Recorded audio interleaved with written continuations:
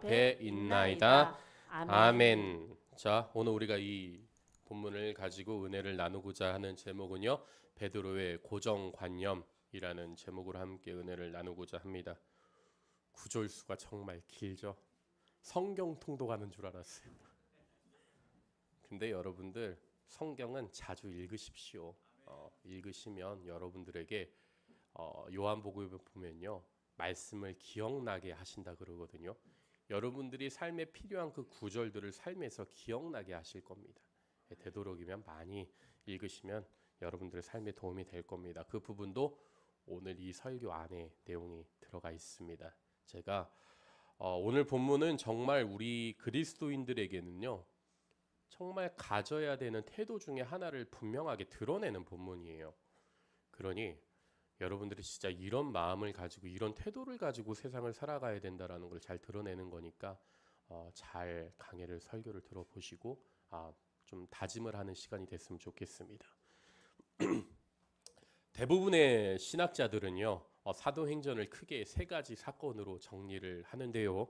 먼저 초대교회 탄생과 두 번째로는요, 예수를 핍박하던 사울의 그 변화, 그리고 마지막으로는요, 고넬료의 가족과 이방인들에게도 뭐가요? 성령이 임하는 그 사건을 크게 세 가지로 정리를 합니다. 그런데 여러분들 이 세 가지 사건들을 가만 자세히 보면요, 어떤 분명한 목표가 있고 그리고 사건들이 일관되게 진행되는 것 같지 않습니까? 즉, 이 세 가지 사건은요, 하나의 일관된 지향점을 가지고 있다라는 거예요. 쉽게 말해서 하나님의 구원의 역사가요, 점차 유대인들에게서 확장이 되면서 누구에게까지요? 이방인들에게까지 임하게 되었다라는 것을 지금 드러내고 있는 겁니다. 이런 의미에서 오늘 본문은요, 오늘 우리들에게 더욱더 큰 의미로 다가오게 되는데요. 먼저 오늘 강해를 시작하기 앞서서 여러분들 잠시 고정관념에 대해서 생각해 보고자 합니다. 과거 여러분들 우리나라 조선시대 때를 기억하십니까? 그때는요, 계급제도가 있었어요. 유럽은 또 어떤 제도가 있었냐면 봉건제도라고 하죠. 이런 계급제도가 있었는데요. 우리나라의 상황으로만 예를 들어보겠습니다. 우리나라 당시에는요, 최하급의 계급제도를 가지고 있는 사람들을 두고 뭐라고 불렀느냐? 노비라고 불렀습니다. 근데 이 노비들은요, 사람 대접을 받지 못했던 것은 물론이거니와 특별히 여성 노비는요, 주인들에 의해서 강제로 노동을 했을 뿐만 아니라 성까지도 착취를 당하는 그런 상황에 놓여 있었습니다. 그러니까 주인들끼리 서로 동의를 하면요, 여성 노비를 밤마다 그렇게 서로 물건처럼 빌려주고 그렇게 살아갔던 시대였다라고 역사에 남아 있더라고요. 그리고요, 이 노비들은요, 특별히 억울한 일을 당해도요, 절대 관아에 신고할 수가 없었습니다. 왜냐하면요, 영모라는 것과 그리고 강상죄라는 이름으로요, 고소 자체가 나라 안에서 금지가 되어 있었어요. 만약 노비가 그 주인을 신고했다가는요, 오히려 역으로 노비들이 처벌을 받게 되는 상황이 열렸던 겁니다. 정말 말도 안 되는 상황이었던 거죠. 그만큼 조선시대의 그 노비의 삶은요, 비참한 인생이었고 비참한 삶이었습니다. 그리고 이런 노비의 삶의 가장 큰 특징은 뭔 줄 아십니까? 자녀들에게까지도 그냥 태어나면요, 그 신분이 물려졌다라는 거예요. 내가 원해서가 아니라 그냥 나는 노비의 자녀로 태어나면 나까지도 노비가 되었던 그런 대물림이 있었던 거예요. 근데 여기서 여러분들 우리가 주목해야 되는 것이 뭐냐면요, 여러분들이 봤을 때 분명 이 문화가 잘못됐다라고 생각이 드시죠. 오늘날 우리가 봤을 땐요. 근데 그 시대는요, 이 문화를요, 당연하다시피 받아들이고 있었다라는 거예요. 왜 그렇습니까? 모든 사람들이 그 당시 시대 사람들이 고정관념에 사로잡혀 있어서 그것이 옳은지 틀린지 구별조차 할 수 없었기 때문입니다. 여러분들 지금 제가 예를 조선시대로만 들었지만 조선시대만 그랬겠습니까? 당시 유대사회도 마찬가지였어요. 유대인들의 문화에는요, 이방인들이 자식을 낳으면 그 자식부터가 부정하다라고 취급을 했던 거예요. 그 결과 유대인들은 이방인들의 아이가 태어나면 태어난 것 자체가 부정하다라고 그 근처에 절대로 가지 않았을 뿐만 아니라 산모가 정말 위험한 상황에 처해 있는데도 절대로 도와주지 않았습니다. 왜냐고요? 부정하다라고 계속 여겼던 거고 가까이 갈 수가 없었던 거예요. 이게 바로 유대인들이 가지고 있던 고정관념이었습니다. 즉 유대인들은요, 자신들이야말로 하나님의 택한 백성이다, 우리는 선한 민족이다 라고 생각한 나머지 유대인들 외에는 모두 뭐라고요? 부정하다, 더럽다, 게레지다 라고 여겼던 것이고 모두 죄인들로 취급을 했던 겁니다. 이런 이해와 함께 이제 본격적으로 오늘 본문 강의를 한번 시작해 보도록 하겠습니다. 본문 1절을 볼게요. 한번 화면을 참조해 주세요. 가이사랴에 고넬료라 하는 사람이 있으니 이달랴 부데라 하는 군대의 백부장이라. 루따와 요빠, 가이사랴 이 세 곳은요, 여러분들 지도를 보면 그 해변과 되게 가까운 그런 해변 앞에 있는 그런 도시였습니다. 특별히 요빠는 제가 지난주에도 말씀드렸지만 요나서에서 나오는 그 유명한 항구 도시이기도 하고요. 오늘 본문에 등장하는 이 가이사랴라는 곳은요, 북쪽으로 조금 더 이동하면 있는 곳으로서 본래 항구가 있던 곳이 아니라 사람이 억지로 강제로 일구어서 만든 그런 도시였던 거예요. 그리고 여러분들 이 도시의 이름이 지금 가이사랴라고 하잖아요. 이 가이사랴가 누구의 이름인지 아십니까? 황제의 이름을 본딴 거예요. 그러니까 황제의 이름을 본따온 도시였던 만큼 여러분들 이 도시는요, 굉장히 잘 꾸며져 있고 나름대로 조금은 부유한 도시였습니다. 그리고 그곳에 누가 있었느냐? 로마 정부에서 직접 파견한 고넬료라는 백부장이 살고 있었습니다. 즉 이 백부장이라는 것은요, 100명의 군인을 거느리고 있어서 백부장이라고 얘기를 하고요, 1000명을 거느리면 뭐라고 하겠습니까? 천부장이라고 이제 얘기를 하는 것이죠. 즉 오늘날로 말하면요, 이 지금 백부장인 고넬료는요, 군대의 중대장급 되는 그 정도 되는 사람이었다라고 볼 수 있습니다. 사실 여러분들 근데 이 성경을 보면요, 이 고넬료 말고도요 여러 백부장들을 기록하고 있어요. 그리고 이 백부장들 하나같이 보면은 특징들이 뭔지 아십니까? 죄다 신앙이 좀 좋은 걸로 묘사가 됩니다. 좋은 신앙을 가지고 있다라고 이들을 평가하는데요. 그러나 이들 중에서 여러분들 우리가 조금 특별하게 봐야 되는 두 인물이 있는데 그 중에 하나가요, 예수님이 직접 만난 백부장이 있어요. 하인의 믿음을 통해, 그러니까 하인이 이제 고쳐주려고 이제 하는데 주님 여기까지 오시지 마시죠. 당신의 말만으로도 우리 하인이 나을 겁니다. 라고 하는 그런 백부장, 예수님을 만난 백부장이 한 명 있고요. 오늘 본문에 등장하는 이 백부장이 성경에서 중요한 두 명의 백부장이라고 보시면 됩니다. 계속해서 본문 2절 말씀을 한번 볼게요. 화면을 참조해 주세요. 그가 경건하여 온 지방과 더불어 하나님을 경외하며 백성을 많이 구제하고 하나님께 항상 기도하더니. 여기서 우리가 여러분들 특별히 주목해야 하는 것은요, 고넬료의 태도와 그 집안 사람들의 분위기인데요. 지금 고넬료가 어디에 거주하고 있습니까, 여러분들? 가이사랴예요. 그리고 그는요, 군인으로서 지금 식민지 국가에 거주하면서 그곳을 다스리는 군대 장교입니다. 그런데 지금 그가 누구를 믿고 있다라는 거예요? 식민지 국가가 믿고 있는 신, 즉 하나님을 경외했다라는 거예요.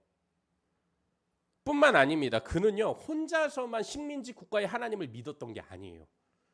2절에서 뭐라고요? 온 지방과 더불어 라고 이렇게 기록된 만큼요, 식구들까지도 하나님을 믿게 만들었던 사람이었고, 나아가서는요, 백성들까지도 열심히 구제하고 하나님께 매일같이 나아가서 기도했던 사람이었어요. 그런 경건한 모습에 하나님이 그를 보시고 감동하셨던 것일까요? 하나님은 그에게 환상 중에 나타나셔서 직접적으로 말씀하시게 되는데요. 그 내용이 본문 3절에서 4절 내용입니다. 화면을 볼게요. 하루는 제9시쯤 되어 환상 중에 밝기 봄에 하나님의 사자가 들어와 이르되 고넬료야 하니, 고넬료가 주목하여 보고 두려워 이르되 주여 무슨 일이니까? 천사가 이르되 내 기도와 구제가 하나님 앞에 상달되어 기억하신 바가 되었으니. 이처럼 고넬료는요, 말로만 경건했던 것이 아닙니다. 그의 직업이 군인이었던 만큼요, 그는요 행동으로 보여주는 그런 경건한 삶을 살았고요. 이방인이 유대인과 같이요 동일한 기도 시간에 기도의 자리로 나아갔던 사람입니다. 또한 그는요 실제로 어려운 사람들을 많이 구제하면서 이웃 사랑을 몸소 실천했던 그런 사람이었습니다. 그런데 말이죠, 여러분들, 여기까지만 보면 고넬료가 참 멋진 사람이고 고넬료만 부각되다 보니 그가 약간 여기서 주인공인처럼 느껴질 수 있어요. 그러나 전체적인 말씀을 보잖아요. 결코 고넬료가 주인공이 아니에요.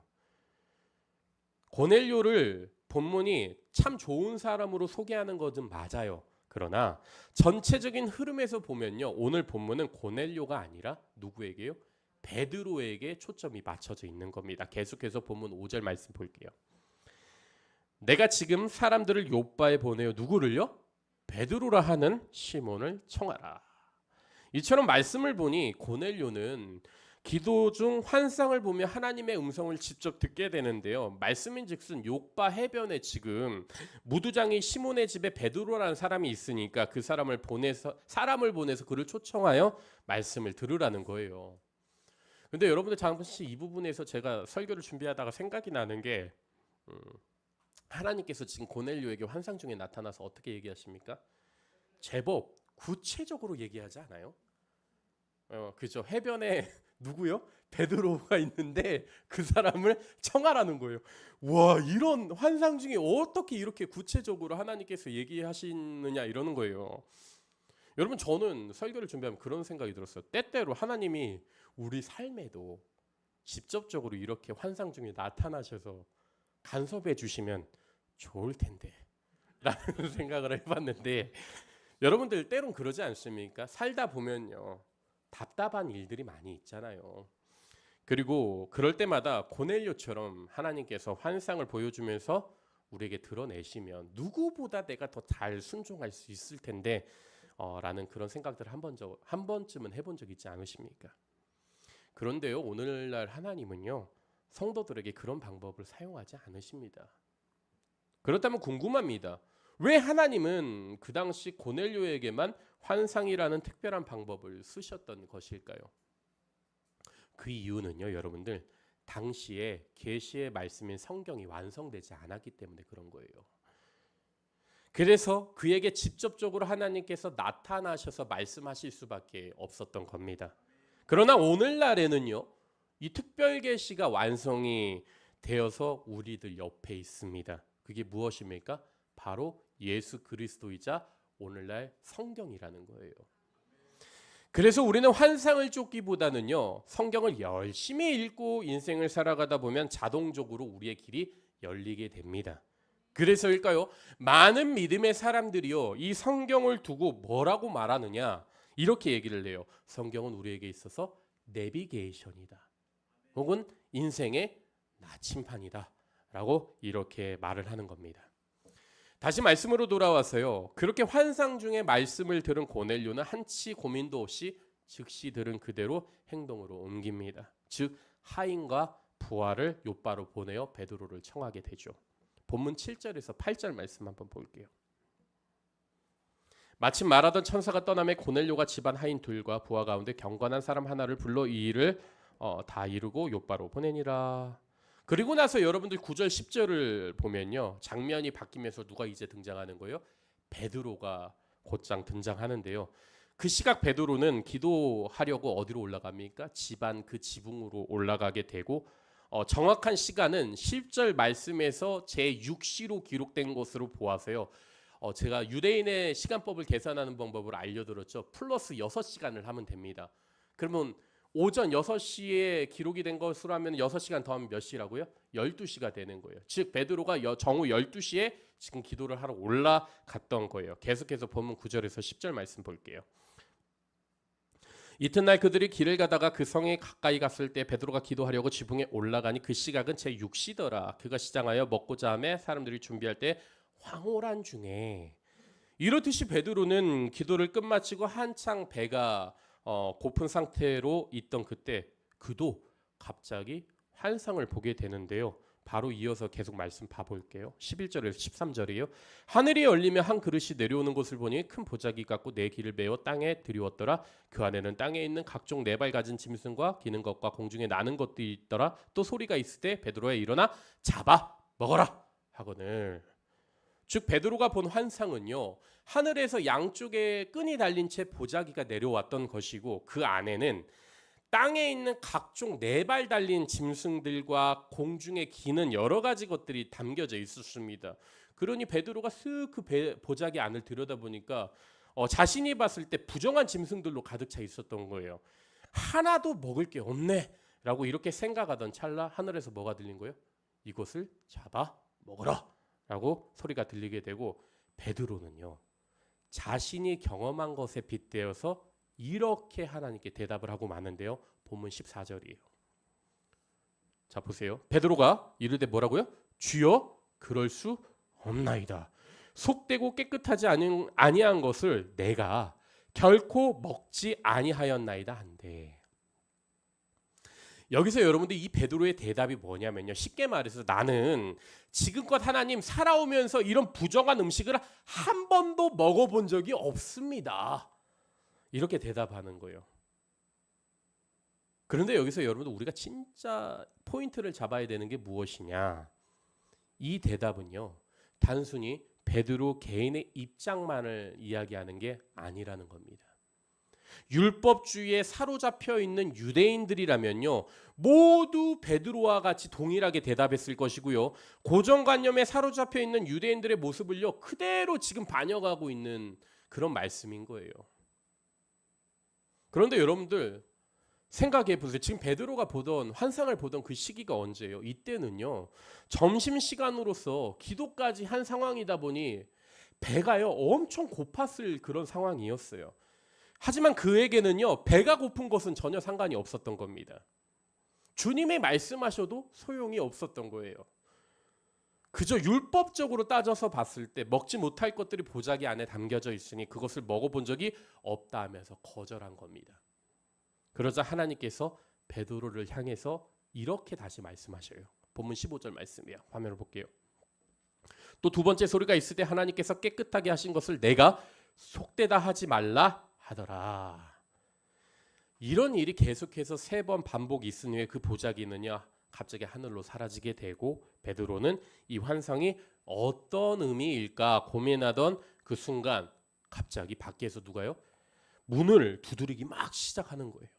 그리고선 전혀 일면식도 없던 모르던 사람들이 베드로를 찾아옵니다. 그 내용이 본문 17절에서 20절 내용이에요. 화면을 볼게요.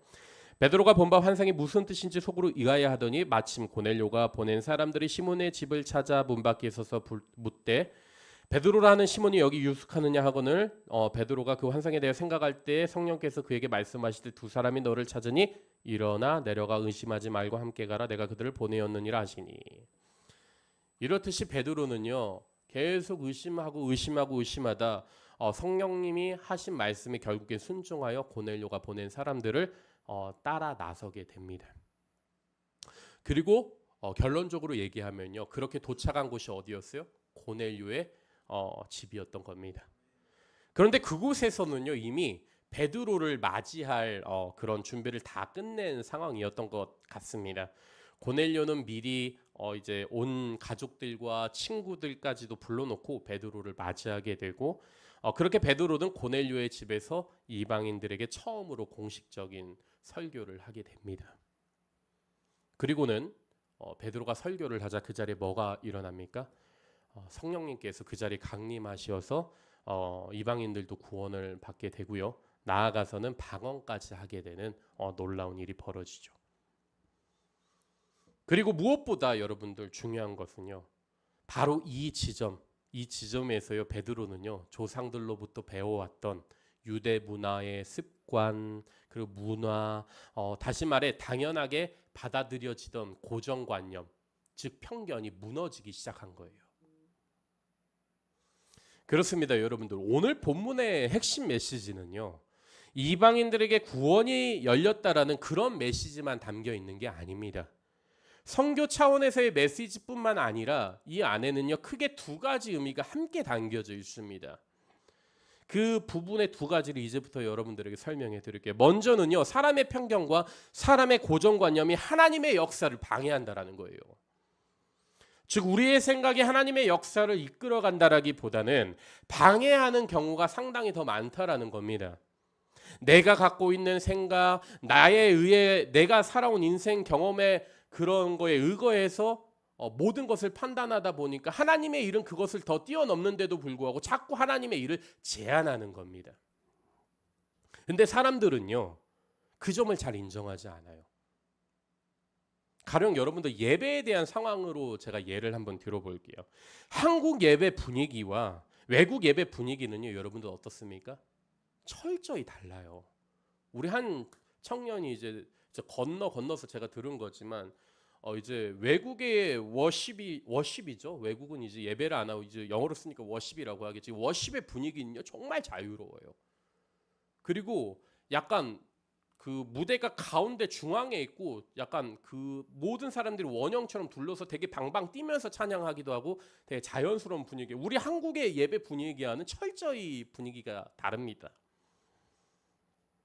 근데 여러분들 하나님께서 누구의 예배만 따로 받으시겠습니까? 아니요.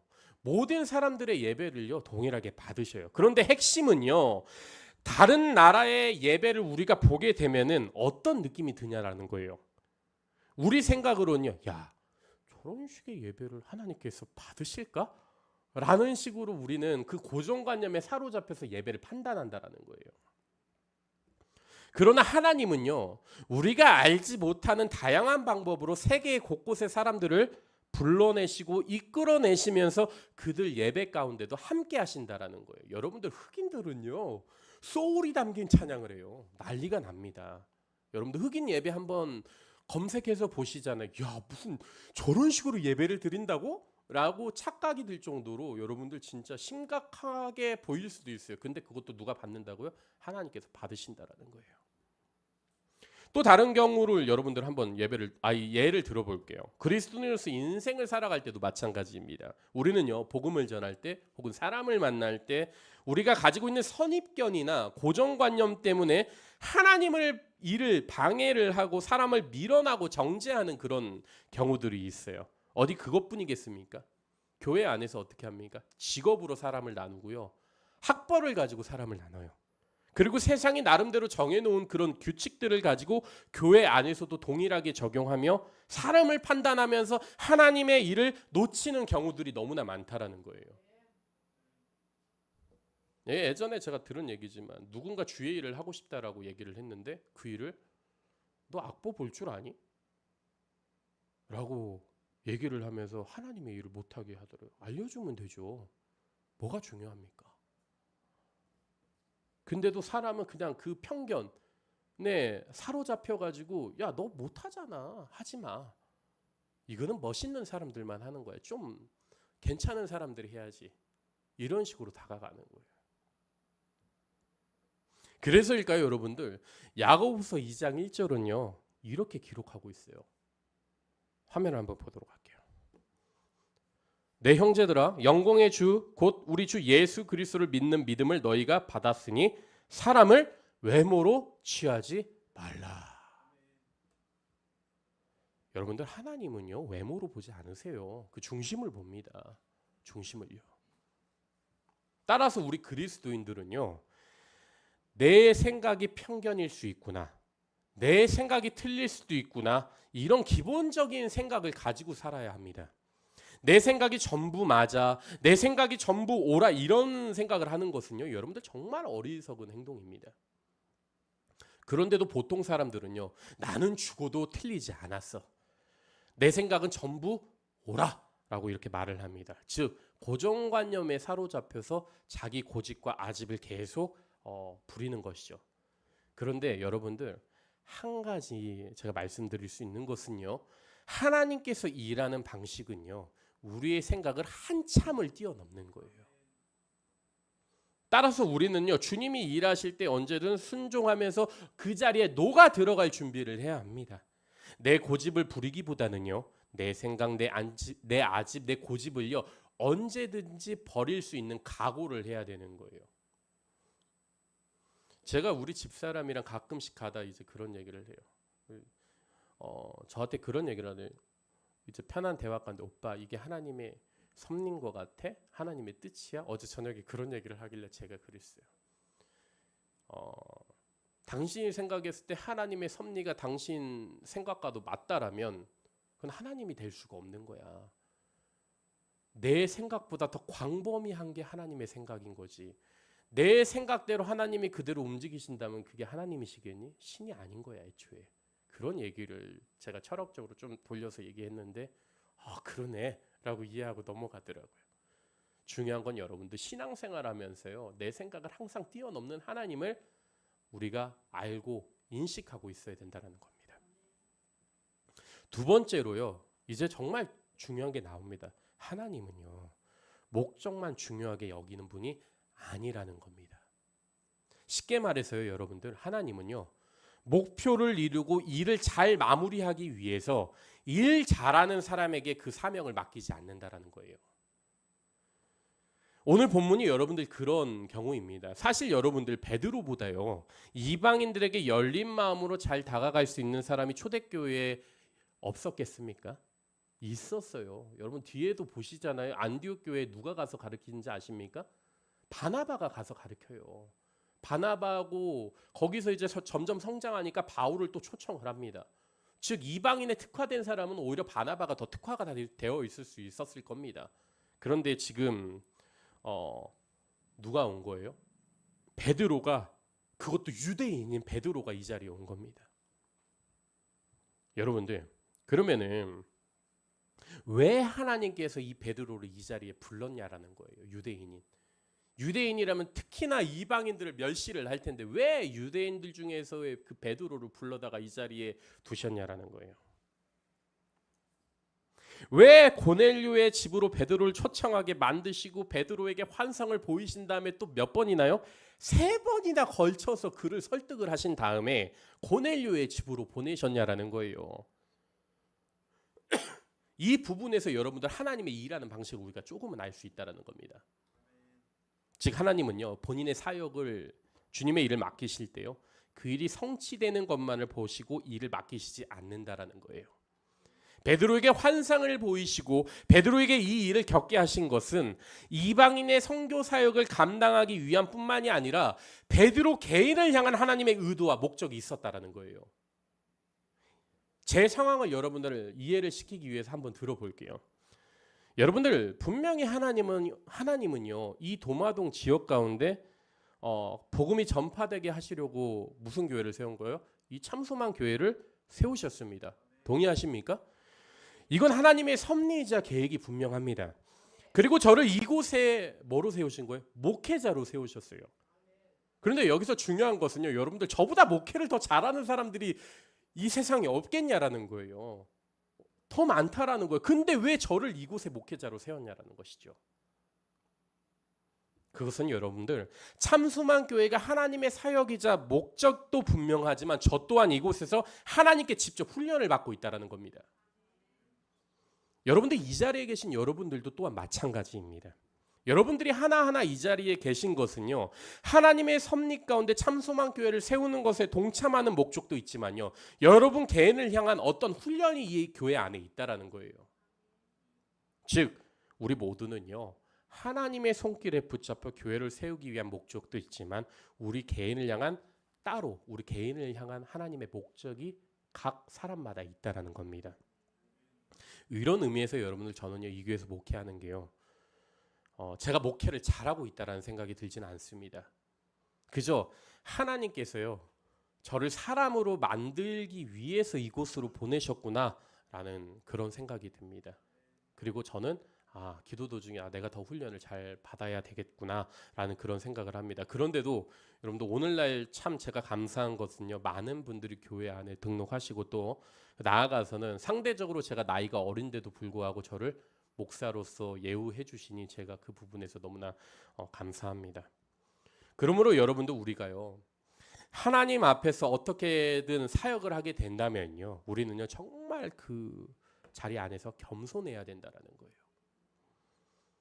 하나님은요, 여러분들 다른 사람을 보고 계시지 않아요. 우리 개개인에게 초점을 맞추고 계시다라는 사실을 우리는 잊지 말아야 됩니다. 그러니 일 때문에 여러분들 사람과 다투거나 그 관계를 여러분들 깨트리려고 하지 마십시오. 하나님의 시선은요, 가끔씩 사람들이 그리스도인들을 그래요. 너 까불었어. 너 내가 하나님한테 기도할 거야. 이런 식의 태도를 갖고 있는 사람들이 있는데요. 여러분요, 하나님의 시선은요, 그 사람에게 있지 않아요. 나에게 향해 있어요. 내 마음 중심을 보고 계시고요. 내 안을 가장 바라보고 계시는 분이 주님이라는 거예요. 그러니 하나님의 시선이 누군가에게 가 있다라기보다는요, 항상 나를 보고 계신다라는 것을 기억을 해야 됩니다. 자, 이제 말씀을 정리하고 싶어요. 오늘 본문을 보면요, 하나님은요, 유대인과 이방인 사이에 보이지 않는 장벽을 무너뜨리기 위해 유대인의 대표로 베드로를, 그리고 이방인의 대표로 고넬료를 선택하십니다. 그러나 이 두 사람이 만나는 것은요, 그리 쉽지만은 않았습니다. 왜냐하면 유대인들은 자신들이야말로 하나님의 선택받은 백성이라 생각했고 다른 민족에게는 하나님의 구원이 없다 단정했기 때문이죠. 하지만 하나님은 그런 이방인과 유대인들 사이의 벽을 완전히 허물려고 각각 사람을 준비하시며 이들을 서로 만나게 하십니다. 그런데 여러분들, 오늘 본문의 베드로의 모습을 봤잖아요. 이 본문의 베드로의 모습은요, 비단 베드로에게만 보이는 모습이 아니에요. 우리도 그와 같은 모습들이 우리 안에 너무나 많이 있습니다. 예를 들면 어떤 종교적 입장과 태도, 교단적 차이와 문화적 장벽, 그리고 교회 안에 있는 여러 가지 전통들, 그리고 하나님 말씀보다 더 우선시 여기는 것들이, 고집하는 것들이 내 안에 너무나 많이 있어요. 물론 여러분들, 제가 지금 이 시간 이게 중요하지 않다라는 것이 아닙니다. 그것보다요, 하나님의 말씀 앞에서 가로막는 것들이 있다면요, 그것들을 과감히 버릴 줄 알아야 된다는 거예요. 그게 바로 우리가 이 땅 가운데 주님께 받는 훈련이자 성도 개인을 향한 하나님의 목적입니다. 교회라는 곳은 말이죠, 누군가와 다투는 곳이 아닙니다. 만약 교회를 하면서 그 일 때문에 사람의 관계가 깨트려지거나 어떤 편견에 사로잡혀서 그 사람에게 상처를 입히게 된다면요, 그 사람은 그 과정을 잘못 밟고 있는 거예요. 교회는요, 어떤 곳이냐? 같이 가는 곳입니다. 천천히 갈지라도 다 같이 함께 가는 곳이에요. 그곳이 바로 교회입니다. 교회는요, 여러분들 세상처럼 일 중심적이거나 일이 목적이 되어서는 안 됩니다. 제가 때로는 그래서 오늘 아침에도 우리 식당을 봉사하고 계시는 우리 도십사님 부부가 땀을 흘리시는 것 같은데 안 흘리시는 것 같기도 하고 그냥 그 자리에서 열심히 묵묵히 일을 하시는데 참 감사합니다 라고 했더니 갑자기 왜 그러시니요 저보고. 근데 그게 아니라 제 마음이 그런 거예요. 늘 그냥 묵묵히 섬겨주시고 그분들의 섬겨주시는 그 중심 가운데 어떤 마음이 보였냐면, 교회에 이런 식당 때문에 소란이 일어난다면 내가 묵묵히 감당할 테니 그냥 맛있게 드십시오 라는 그런 마음이 보이더라고요. 그게 참 기쁘더라고요. 요리가 맛있다 맛이 없다 그런 게 중요한 게 아니에요. 그냥 저 중심 가운데 항상 그분이 또 이제 저한테 이러면, 목사님 천천히 가시죠. 뭐 어때요? 어차피 우리 교회 대형 교회 아닙니까? 천천히 가시죠. 이렇게 저한테 얘기를 하시는데 저는 그 말이 맞는 것 같아요. 누구 상처 주지 않고 그냥 묵묵히 일하시면서 같이 가겠다라고 하시는 거예요. 그게 바로 교회입니다. 여러분들, 이 세상에 맛있는 음식은요 정말 많아요. 전문적인 음식점도 되게 많고요. 그거보다 더 중요한 것은 교회는요 함께 가는 겁니다. 여러분들, 그렇다고 여러분들 기억하십시오. 함께 간다고 해서 그 일이 완성되지 않는 것이냐? 아니요. 하나님은요 실패가 없으시기 때문에 어떤 식으로든 그 일은 반드시 성취가 됩니다. 다만 우리가 반드시 기억해야 하는 것은 하나님의 시선이 그 일에 머물러 있는 것이 아니라 한 사람 한 사람에게 머물러 있다라는 겁니다. 그러니 이 자리에 계신 여러분들, 저는요 일 중심적이기보다는 관계 중심적으로 가셨으면 좋겠습니다. 오늘 한 청년이 들어와서 찬양인도 하는 집사님 앞에 와서 이야기를 나누는데 저는 그런 모습이 더 좋은 거예요. 뒤에서 안 보는 것 같아서 제가 다 봐요. 그 관계 중심적으로 가는 저는 그 모습이 너무 좋은 거예요. 찬양 화려하게 잘하는 것보다 더 중요한 것은요, 서로 위해주고 다독거려 주는 거예요. 여러분들, 일은 더딜 수 있어요. 교회 일은 더딜 수 있고 세상처럼 화려하지 않을 수 있어요. 그러나 여러분들, 하나님께서 진짜 원하시는 것은요, 개개인 모두가 성장하는 것이고, 그 성장을 하나님의 훈련을 통해서 이루어졌을 때 주님이 원하시는 거라는 겁니다. 그러니 여러분들, 이러한 사실 여러분들 잘 기억하시고, 한 주간도 주님께 사로잡혀서 주님과 동행하면서 다른 이들과 온전하게 관계를 잘 맺으시면서 사랑으로 섬기실 수 있는 여러분들 되시기를 이 시간 축복합니다. 자, 우리 같이 목회 기도했으면 좋겠습니다.